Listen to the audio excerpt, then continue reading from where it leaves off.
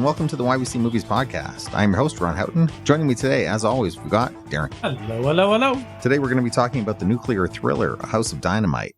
Approximately 3 minutes ago, we detected an ICBM over the Pacific. Current flight trajectory is consistent with impact somewhere in the continental United States. Have we seen DEFCON 2 before? No. Is this real?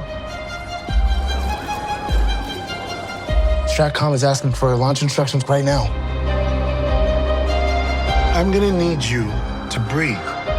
We are talking about hitting a bullet with a bullet. So it's a fucking coin toss? That's what $50 billion buys us? House of Dynamite was written by Noah Oppenheim. It was directed by Catherine Bigelow and stars Rebecca Ferguson, Idris Elba, Jared Harris, Greta Lee, and Anthony Ramos. I'll give you the IMDb plot. When a single unattributed missile is launched at the United States, a race begins to determine who is responsible and how to respond. Darren, what did you think of House of Dynamite? I liked it. I was really looking forward to it. We're both Bigelow fans. Yeah, and that's my main draw. I mean, I think no one almost creates tension as well as Catherine Bigelow does, whether it's real life tension. Yeah, in something like Detroit. I mean, that scene with the cop and the... I still have yet to watch that a second time because of just how uncomfortable that movie made me. It's a tough watch. Yeah. And then, of course, things like Zero Dark 30 and The Hurt Locker. And I've even I missed it at the time. I've recently caught up with K-19, The Widowmaker. Right. With Liam Neeson and Harrison Ford in it. Which maybe they weren't perfectly cast, but they're pretty good. As Russians. Yeah, exactly. They had to play Russians. Harrison Ford's accent is a little over the top, but you need a little star power in that movie, too. It's a good... There's some good tension in it. Yeah, it's a good historical take on a real incident. I thought you were going to go all the way back to Near Dark, her vampire movie from the 80s. Yeah.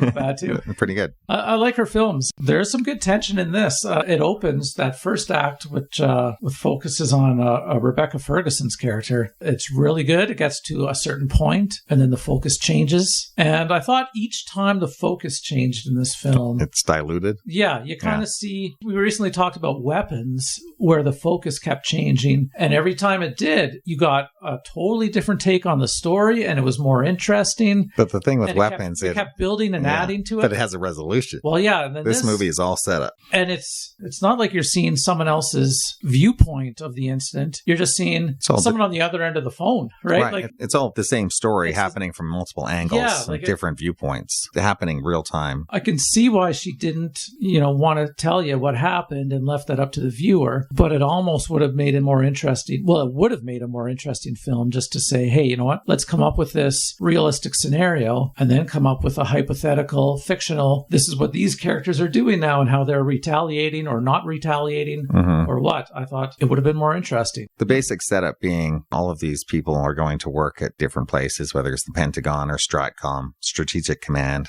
different jobs.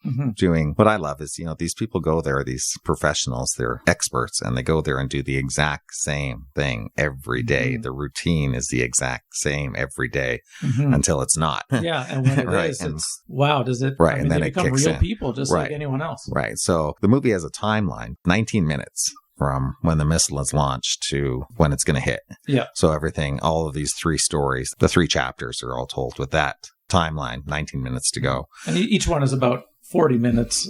Exactly. They play longer than they're playing movie minutes. time. Yeah, but it does a good job with that. Yeah. Yeah, the first chapter is more compelling because it's the first time it's happening, right? Yeah. So, by the third time you get to the president, Idris Elba, you kind of already know how everybody else has reacted and what their position is. Of course, it's all up to him in the end. Yeah, I thought it works very well. It's tense and it doesn't have an ultimately satisfying conclusion, but I don't know how she could have made a movie that did that. Like, exactly. I don't know what would have been the right way to handle it to play out the scenario. I think she just wants to ask the question, basically. Well, for sure. Anyway, you slice the story afterwards, you're going to alienate a certain part of the audience. She couldn't have done it any differently. She handled it the right way. Maybe it would have been better as a 7 Days in May kind of, without all the multiple viewpoints, just have one continued look at this event and some of the aftermath and then leave the audience hanging. Yeah, but that's been done before too. So at least she's doing something new. She did want to do something different with it. I appreciate it all. Each segment was good. And you get into the reality of it. Yeah. Definitely. Like there wasn't any moments in it where I'm thinking, well, this doesn't seem real or far-fetched and this probably isn't how it would play out. I don't know enough about the inner workings of it, but it all seems very real. It feels like this could be the way the Pentagon and the government and all those inner workings would handle it. So it's pretty solid in its tension building and its suspense. Did it scare you? Because I think that's one of the reasons it was made. I think it wants to provoke a response from you. I mean, not in any new way. I think all movies like this. Like, we grew up in the nuclear Cold War, and the whole idea of movies like The Day After and stuff and all of that seemed very real to us as kids and teenagers, and it's all sort of drifted away. But really, the reality of something like this happening hasn't gone away. Exactly. Anytime there's a movie like this, you always feel like, wow,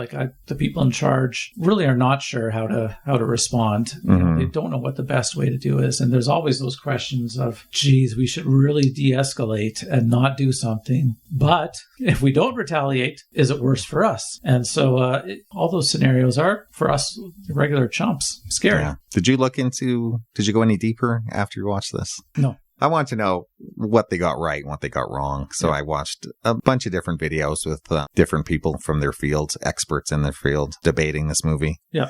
For the most part, they all say it's quite good, quite real, and they get a lot of things right. One of the major things that they said was that they're fiddling around with their percentages. Basically, they say it's like a coin toss. It's like a 50-50 chance if a missile comes at you of actually blowing it out of the sky.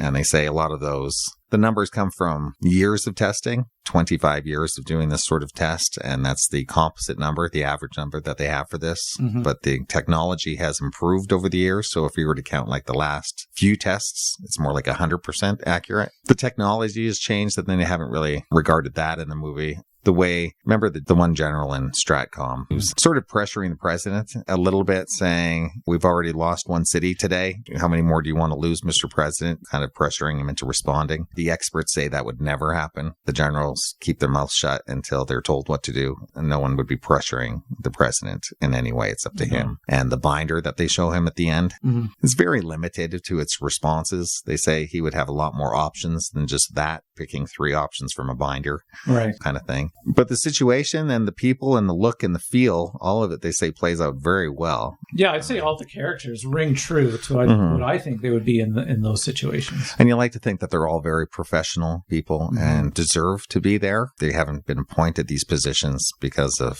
any cronyism or something like that. Hopefully. Especially these days. Yeah. You wonder who's really in charge of things. Yeah, exactly. In situations like this, the right people seem to keep their cool in this movie, the people who need to. Mostly.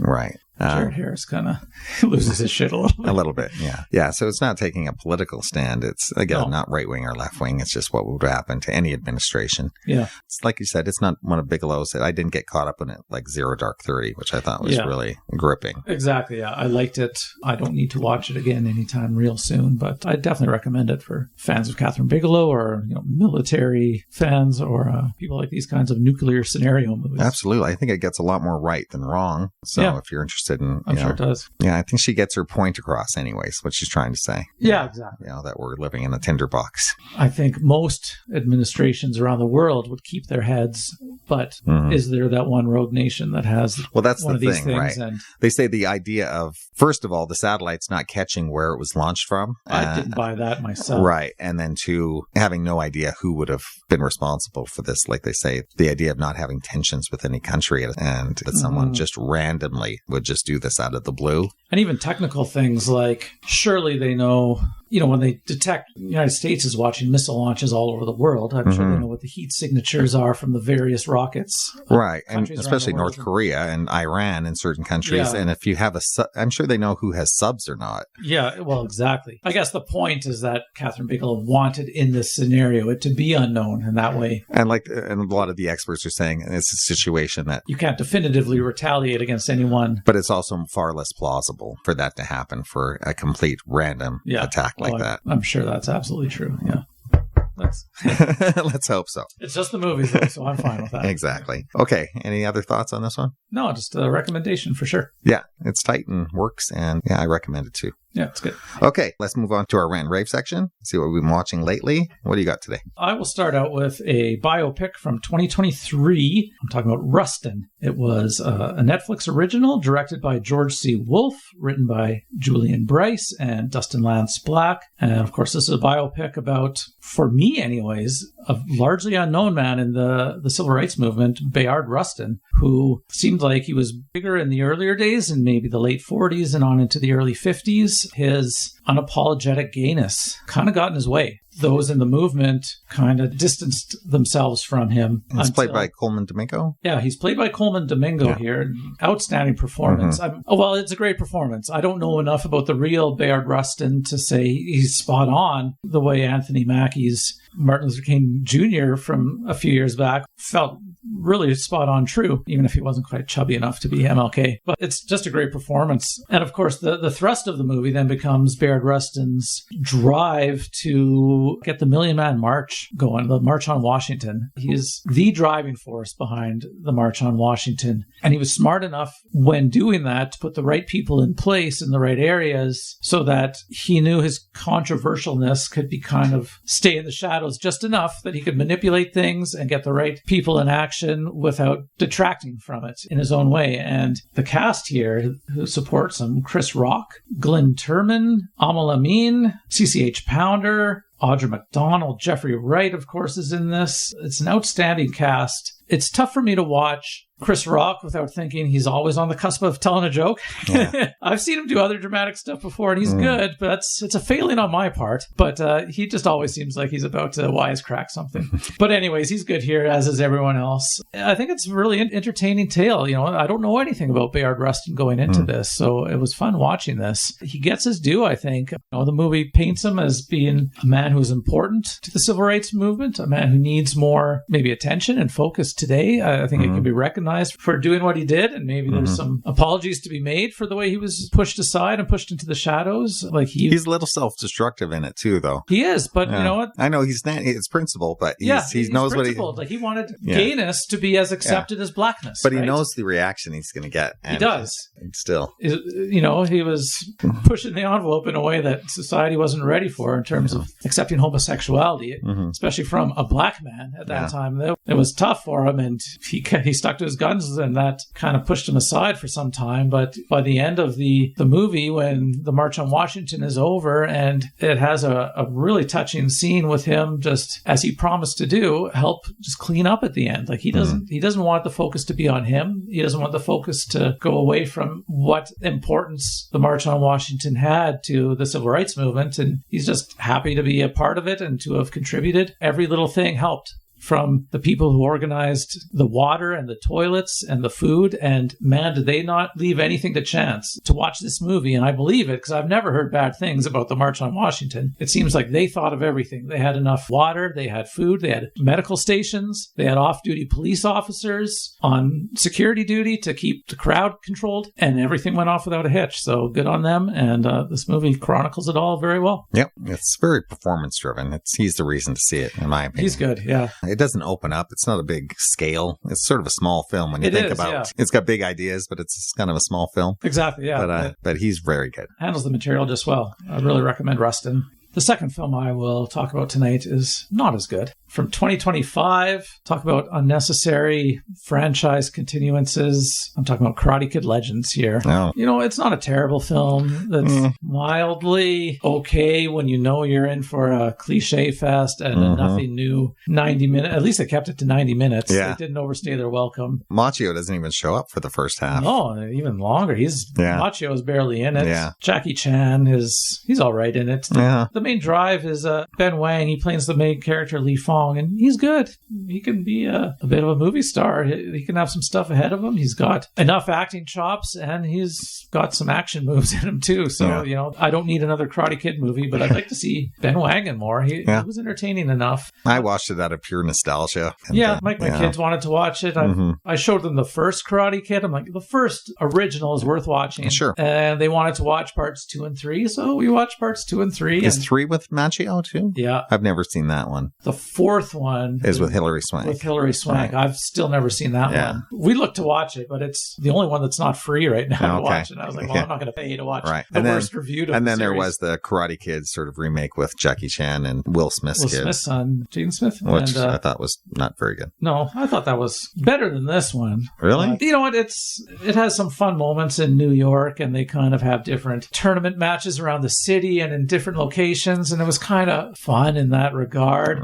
You know, going back and watching the originals, the action and the martial arts are far more fast and furious than those ones from the 80s. But dramatically, this is just by the numbers, of course. And it's got the lame rival at the high school, who, of course, is also a martial arts expert. And he's at another evil dojo. I don't know. There's always evil dojos around. Yep. Check it out of nostalgia if you want to. I don't recommend it. I didn't really have that much fun with it. Ming-Na Wen is also in it. She's always an actress I enjoy, but she's better in The Mandalorian and The Book of Boba Fett. Yeah, it's not terrible. It's just... my thumb is sideways, maybe. I can't recommend it, but it's not terrible, but it exists. It doesn't strive for anything, so... No, it doesn't. Exactly. It doesn't think it's more than it is. It doesn't shoot high. Yeah. You'll know if this movie is on your radar, Karate Kid Legends. Check it out if you will. Yeah. That's all I can say. Exactly. Just don't expect too much. Not quite okay, but it's not bad. Yeah. Okay, that's it? That's it. So I got 3 films to talk about from last year. First one is Tron Ares.